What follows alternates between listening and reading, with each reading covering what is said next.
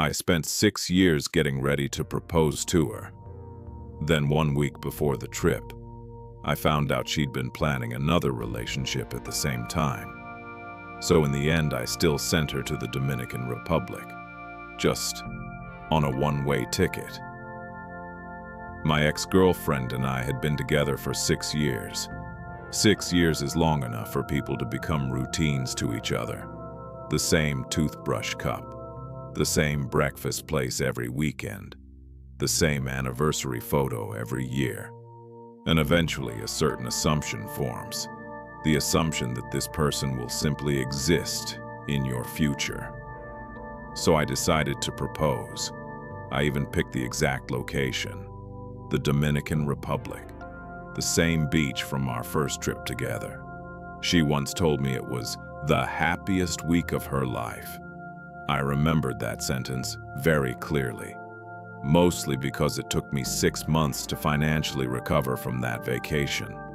For this trip, I planned everything months in advance. Non-refundable business class tickets, a 5-star beachfront hotel, private dinner reservations, the ring. I had even decided what color shirt I was going to wear when I proposed. The only flaw in the plan was that I hadn't accounted for the possibility that she was cheating. It happened 1 week before the flight. The day itself was completely ordinary. The kind of ordinary that disasters usually begin with. She fell asleep on the couch.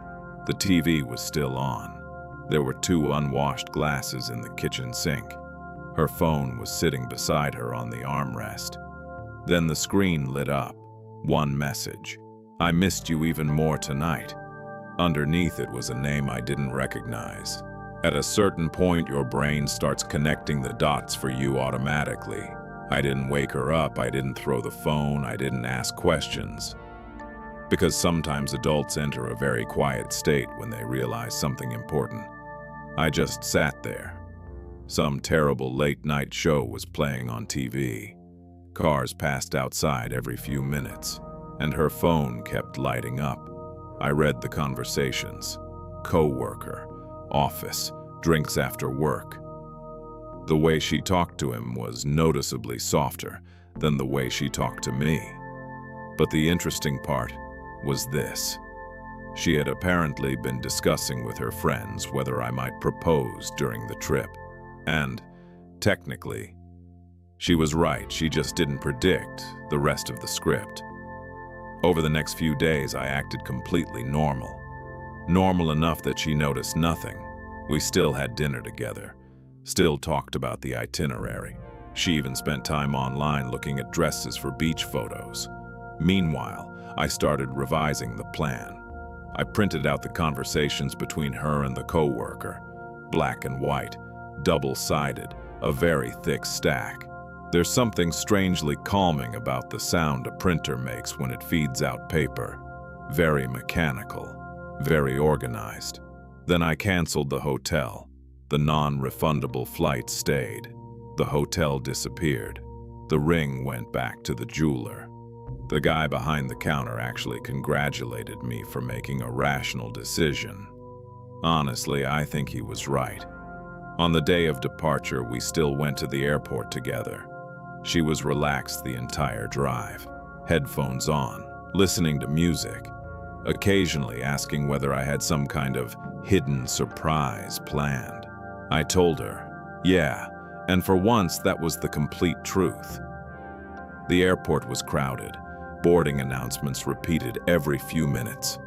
Rain streaked across the giant windows overlooking the runway. The lights outside blurred against the wet pavement. We stood near the gate.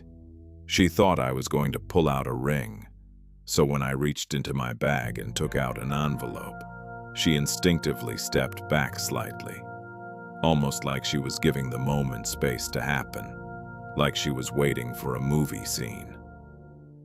I handed her the envelope. Inside were 3 things: the printed conversations, a plane ticket to the Dominican Republic, and the hotel cancellation confirmation. Right as she looked down at the first page, the boarding announcement started. Perfect timing, honestly. Then I said the only sentence I had rehearsed beforehand. "You like surprises, right? Here's yours. One-way ticket. Hotel's canceled. Good luck." I turned around and walked away. No yelling, no dramatic scene, no audience gathering around like it was some reality show finale. Just the airport speakers repeating, "Final boarding call." By the time I walked past security, the rain had stopped. A plane lifted off the runway and disappeared directly into the clouds. For some reason, that image stayed with me for a long time. A few days later, mutual friends filled me in on the aftermath. She still went to the Dominican Republic. I mean, the ticket was non-refundable. The problem was that the hotel no longer existed.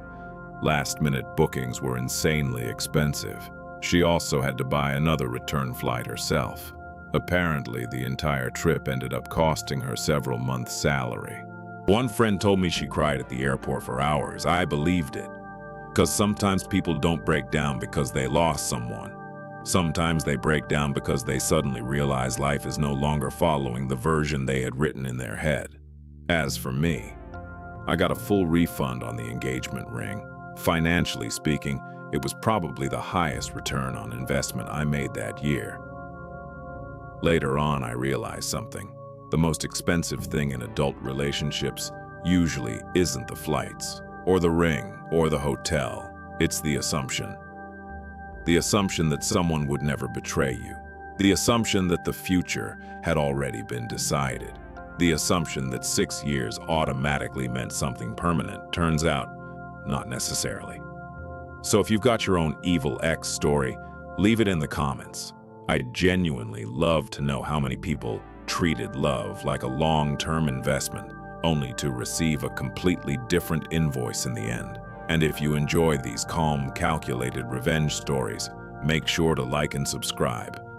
This is My Evil Ex. See you next time.